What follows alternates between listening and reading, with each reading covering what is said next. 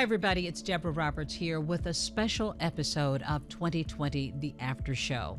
As many people know, often when we report these stories on 2020, we have spent years, sometimes even decades, digging into these stories. And at the heart of them, of course, are investigative journalists.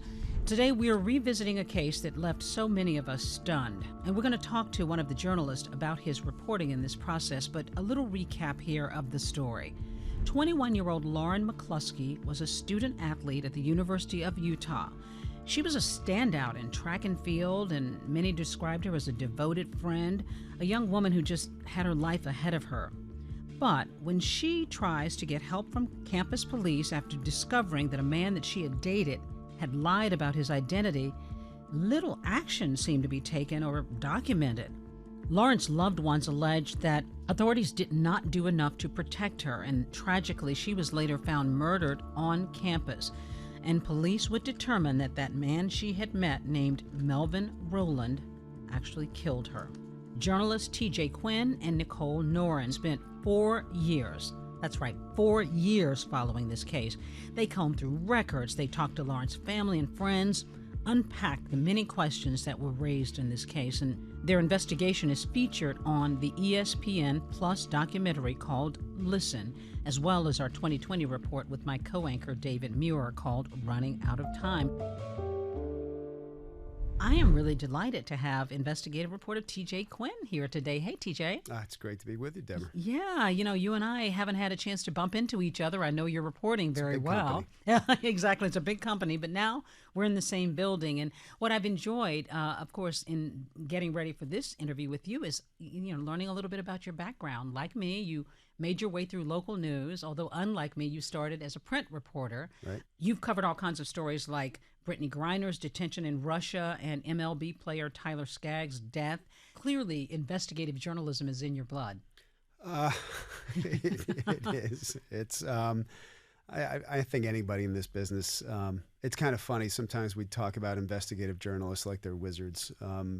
We all do the same thing in this business. Just some of us get more time to do it. Yeah. And we had, like you said, when you have 4 years and told just follow the story wherever it goes, we took every minute that we could, because there was, it really was unbelievable, even when you're a veteran in this business, just how many mistakes there were. Yeah, well, when you talk about following the story and digging deeply, you obviously kind of cut your teeth in print doing that. Talk to us a little bit about you making that transition from local print reporting to national broadcast television. Oh, well, it was by accident mostly. Like a lot of things in this business. Like a lot of things. I mean, I started as a news reporter on the south side of Chicago, cops, courts, school boards, the basics, things that a lot of young journalists don't get to do today, unfortunately. A little time at the Salt Lake Tribune, which was a good background for this story. Yeah, because it was in Utah. It was in Utah, and I knew a bit about the people and the places and the culture of it, which was not typical for a New York journalist, and spent most of my newspaper career at the New York Daily News. I mean, I started there. I spent 7 years as a Major League Baseball beat writer with the White Sox and the Mets, but you're right, that investigative itch is always kind of there. I got to be part of the Daily News's investigative team, and that led to an accidental meeting with ESPN, and all of a sudden I'm talking to you. The rest is history. Well, you get to touch on sports as well as investigative journalism for this story on Lauren McCluskey, and I got to tell you, it's really impressive stuff. And by the way, it's called Listen. It's streaming on ESPN Plus. It's kind of, I guess you could say, part true crime and part accountability journalism, and it's the result of, as you said, 4 years of reporting. So let's talk about what brought this to your radar, because I remember when you all were working on this story and I heard about it, and I was just so captivated, and I hadn't heard of it. How did you learn about Lauren's story? Well, I think we all saw it at once. And what was funny was our initial reaction was, let's not pursue this, because it seemed like part of the attention was that this was an attractive white girl who had been killed on a campus. Had she been a young woman of color, would anybody be talking about this story? And we thought, do we want to really feed into that trope? And the perpetrator was a black guy. The perpetrator was a black man, yes. And so we thought, all right, well, that's, would this have been a story otherwise? when we looked at it, try to take those factors out of it, you thought the institutional failures, one, they were so stark in this particular case, in Lauren's case. But the other thing that to us made it worth pursuing was this could have happened on any campus. Mm-hmm. This was not just something that was unique to the University of Utah. There are problems across the country with campus police departments in general. The idea, there was a reason we ended up with the title Listen for it. A young woman who wanted someone to listen. That is hardly what restricted. Happened? Yeah, it's exactly what happened. It's hardly restricted to the University of Utah. Mm-hmm. And, so many of us can relate to that, especially if you have college-age kids, which is one of the reasons this just resonated. Let's first understand a little bit more about Lauren. She was a track and field star, or just an athlete anyway. Star from where she grew up. Her parents are both professors at Washington State University in Pullman, Washington. She was a bit of a prodigy in track. She was, from everything we gathered, she was this amazing combination of she could be so quiet, and she'd walk across campus just sort of looking at the ground, kind of try to disappear, I think, in plain sight. But when you engaged her, everyone who knew her said that she had this fierceness about her, that you would see it. For anybody who watched the documentary or even read the online story that we did, the photos of her when she competed, like there was something in there. Yeah. She loved singing. She was passionate about that. She was passionate about animals. She had some goals for her life. Yeah, and it was cut short. And she obviously had to be fierce if she was going to compete in sports. What about her parents, her heartbroken parents, Jill and Matt McCluskey, because you had a chance to speak with them as well? Oh, for years, yeah. They're extraordinary people. Like I said, they're both college professors. They met while they were in grad school. Matt is a physicist. Jill is a professor of agricultural economics. These are two people who are very serious about what they do, and they're used to dealing within a university system. They are used to the bureaucracy and to what it takes to communicate between departments. They live in that world, and tried to guide Lauren to, okay, let's trust people to do their jobs until the point where those people would fail them. But Matt and Jill are, obviously very, very bright, very educated people. They were just as lost and confused in this system as anybody else. And so part of our investigation, you can't, anybody who does this for a living, you can't help but feel connected to them. And we had this to sort of walk this line of, you want to do right by them, you want to do right by Lauren, but you also need to understand it's not our job to represent them, advocate for them. We need to know what the story was. They were so open throughout. And there were some painful moments over those 4 years where we had to come back to them and say certain things, but they were, you can't spend any time with them and not, be deeply drawn into them. They're just exceptional people. And have your heart broken, too, when you think about what they've been through, because nobody expects to send a child off to school and not have them come home. We see moments with Lauren on the field, which you show so skillfully, but you also featured Lauren's last phone call, and it was particularly powerful and, of course, heartbreaking. We have a clip from the 2020 episode with Lauren's parents. They remembered her calling them after she had finished class, walking to her dorm, saying she was particularly upbeat the last time they spoke to her daughter before her murder. Let's listen. The class had gotten out a little bit early. As she was going home, she called me. I was in this room, right where I'm sitting right now, and Jill was right behind me over here. And she was talking to Lauren on the speakerphone. So I could hear their conversation. It was very lively, very happy. Lauren was looking forward to things. She was proud that she was making progress on a assignment that was not due for a few days. So it was a wonderful conversation. She was so happy, and then she said, no, and I knew something was wrong. I hear her yell, no, no, no, and then I sort of hear her being dragged away, and her phone fell, and then No one answered the phone. We were yelling into the phone, "Lauren, Lauren." I knew that her life was in danger at that time. Just so shattering hearing them talk about actually hearing this moment, describing this moment when she's being abducted. I'm a parent, you're a parent, and we both cover these kinds of stories where you have to hear very traumatic, difficult things, and kind of gets you in the gut sometimes, right? Oh, completely. I mean, I don't think you have to be a parent to get it, but yeah, my daughter is a year younger than Lauren and was a college student at the time.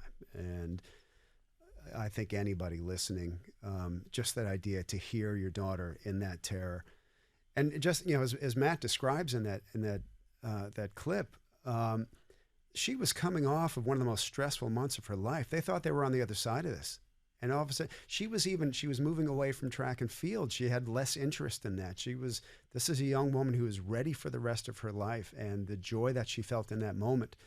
And then when you look back and realize the randomness, how many opportunities there were along the way to prevent that moment from happening. I mean, it just adds to it. The moment on its own is absolutely sickening to know two parents are listening as their daughter's in fear for her life, and then she's killed moments later. And as you said, she was just finding herself. Well, TJ, we're going to take a quick break, and when we're back, we're going to dive into the case files, how TJ and his producers sorted through a mountain of information to build out this investigation. Stay with us.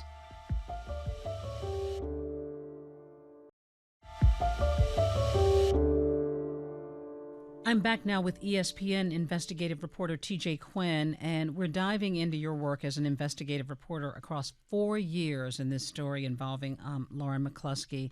And also along the way, you say you were digging and talking to folks. You interviewed Lauren's college friends. Some were there when she first met Melvin at this bar, and it was only about a month into her relationship when with him that they started to notice a change in her behavior, and you talk about that in the piece. She wasn't hanging out with them as much.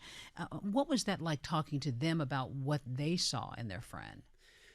Oh, that was painful. They not only saw things, they spoke up, right? They saw that suddenly, Lauren was an independent, strong young woman. She could be kind of quiet, but that determination that we talked about, all of a sudden she's there was one time where she's at a Target with a friend, and Roland's trying to call her, and she is desperate to find a place to get a good reception because she has to call him back right away. And her friends are thinking, this makes no sense. Why is she so panicked? And Lauren, being controlled, they can see that. Being controlled. And it jumped up another notch when all of a sudden he said he was going to take her shooting at a range. Which was, when you look at it, it's the gun that actually killed her. She had fired that gun. They said she was not someone who she didn't like guns. But now Roland is talking to her. She knew him at the time as Sean Fields. So to her, it's Sean. But he wanted her to get pepper spray. He wanted her to buy a gun. And they're thinking, who is this? This is not the Lauren we know. And so they went to campus housing officials to say something is not right here. Yeah, they were really, really quite impressive in their stories. I remember, being like, why do you have to answer your phone when that person calls? And she's like, they really want me to answer my phone right away because they have some insecurities from the past, and they just want to make sure, where I'm at, what I'm doing, and if I'm okay. At the end of the conversation, this person would manipulate it. Just as she's about to hang up, this individual would say, I love you. You don't even want to say his name, do you? No. No. I'm not going to say that person's name. They don't deserve to have their name mentioned. He got her pepper spray at one point. He's like, oh, I think you need pepper spray to protect yourself from other men. Then he invited her to go shooting. Before she went, she told me he wants me to get a gun. And when I found that out, that's when I told a few other friends. There were other narratives. The public reaction to Lauren was, how could she have been so stupid? How could she have been taken in by this guy? Blaming the victim. Blaming the victim. And as you looked into the story, what you realized was the level of confusion that she had and why it made sense. People would say, well, how could she be taken in by this guy? That was part in the written version.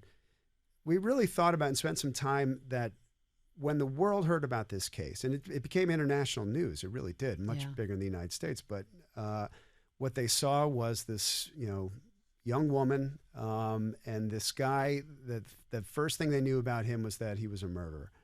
And so that colors how they look at him and think, how could she not see that? Yeah. Well, we listened to his voice in his parole hearings. We talked to people who knew him. We talked to a woman who dated him. We talked to his parole officer. We talked to a prosecutor who put him away the first time.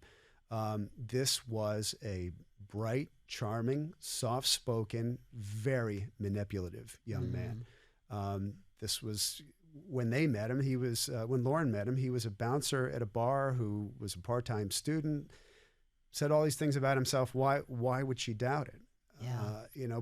But as soon as questions did come up, her confusion was compounded by the fact that when she tried to break up with him, now he's sending her texts, masking the phone number, making her think it's from other people. She doesn't know if she's hearing from him, if she's hearing from others.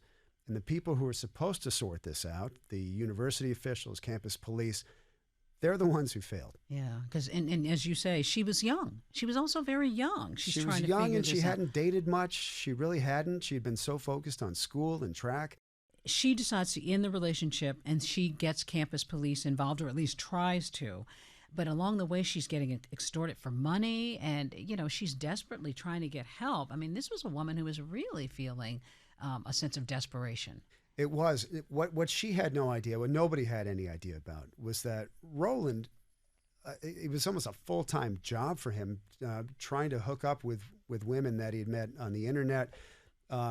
We spoke to in that piece a young woman named Kara Stropel, who had dated him briefly. And when she found out that he was on parole, when he called her and said, I had to flee my parole officer last night. First she heard that he had ever spent time in prison.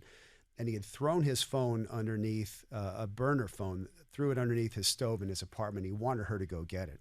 And when she got it and opened it, all she saw was text between him and, she thought, hundreds of women. Oh, wow. And Lauren was just one more in that list. So she had no idea. What made her different? Well, the fact that he tried to extort her. That was really the key to why she was a threat to him, as opposed to all these other women that he'd, in his words, tried to manipulate. He had these photos of her that they'd taken together, and she had done so, nude were with nude photos with consent. And now suddenly she gets this threat that if you don't pay $1,000, I'm gonna spread this everywhere. Well, she didn't even know who the threat was from. What did you learn about Melvin Rowland? Because he told her his name was Sean, as you said, but then he's got this criminal record. When he was originally sentenced for sexual assault, the recommendation was that he would spend 3.5 years in prison of a 15-year sentence. He ended up, through violations, both while he was incarcerated and then the couple times he was paroled, he did, I think, almost about 12 years of that 15 years. And at the time he killed Lauren, he was on parole, but he was 13 months away from being free and clear at the end of his sentence. Wow. He ended up doing almost that whole 15 years. And you reported that he had been paroled 3 times. You actually spoke with his final parole officer, Megan Thompson. You played recordings for her of Roland's co-worker saying he had admitted to extorting Lauren. And this was really pretty compelling in your story. What was that like, speaking with her and also revealing to her things she didn't know? She was very reluctant to talk to us. It was about 2.5 years from when I first reached out. Because one of the questions, and I think she was very aware this is something we were going to ask her, she had, for example, when she was his PO, he told her he had smoked marijuana in violation of his terms. One of the questions was, why didn't you turn him in to violate him for that? He could have been back in prison for that. And she had, frankly, a very good answer for that, saying the sort of violations, if I had turned him in, they would not have approved that and sent him back to prison. And we checked with parole officials who said, no, she's correct. That would have been a warning, a reprimand. what really got to her was that Roland told coworkers, I basically am facing going back to prison. I've committed extortion against this woman. He told coworkers. And we got the audio of police interviews after Lauren's death where coworkers said, yeah, well, he told us he was terrified of going back to prison. He didn't want to do it. He admitted that crime to them. She broke up with him, and so he got angry. And over the weekend, he had sent her messages from another phone telling her that he had and that he wanted money so that he wouldn't release them. How many violations did you just hear described? Well, I didn't hear there was crimes, actually. He is entrapping someone. When you heard what that supervisor just described, what's your reaction to that? I'm pissed. That's just another thing that could have been brought to my attention. That could have changed everything. If somebody had called you and told you what he had said, what would have happened? Right then I would have gone to pick him up. I would put him in handcuffs and take him to my office and interview him. Based on what he said and what we know happened, what would have happened to him? He would have gone back to prison. Now, if one person had picked up a phone and said, this guy just told me this, that would have been enough for her to come, put the handcuffs on him, and that would have been it. And saved Lauren's life. We're going to be right back, and we're going to hear more about the response to what the reporting has uncovered. So don't go anywhere. There's so much more to discuss.